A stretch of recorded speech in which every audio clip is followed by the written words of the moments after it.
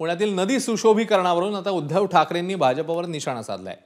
नदी सुशोभीकरण प्रकल्पाला आपल्या सत्तेच्या काळात स्थगिती दिली होती, पण मोठ्या प्रमाणात नदीमध्ये राडारोडा टाकला जातोय, हा भाजपला झालेला सत्तेचा विकार आहे, अशी टीका उद्धव ठाकरेंनी केली, ज्याला खासदार मुरलीधर मोहोळ यांनी प्रत्युत्तर दिलंय।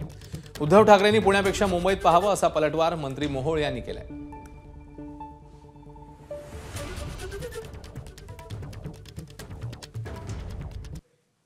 मला पुण्याचा विकास, ज्याला शाश्वत विकास म्हणतोय, तो करून दाखवायचा आहे।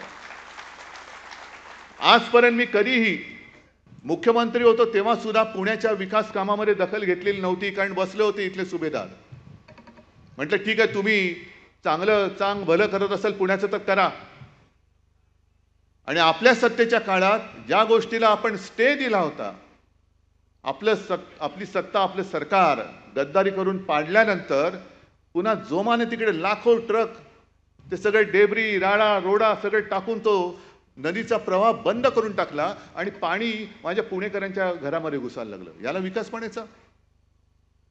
हा विकास नाही, हा विकार आहे। होय, भाजपला झालेला पैशाचा विकार आहे हा। उद्धव ठाकरेंनी म्हटले 10 वर्ष तुम्ही खड्ड्यात घातले। मला असं वाटतं की थोडंसं मोठे व्यक्ती आम्ही बोलणं योग्य नाही, पण मुंबईची अवस्था काय ते आपण पाहिली। त्या मुंबईच्या तुलनेमध्ये पुण्याची परिस्थिती खूप चांगली आहे, त्यामुळे वर्षानुवर्ष मुंबईमध्ये यांनी काम पाहिले, यांनी केले। मुंबईपेक्षा पुणे खूप चांगलं आहे। एबीपी माझा, उघडा डोळे बघा नीट।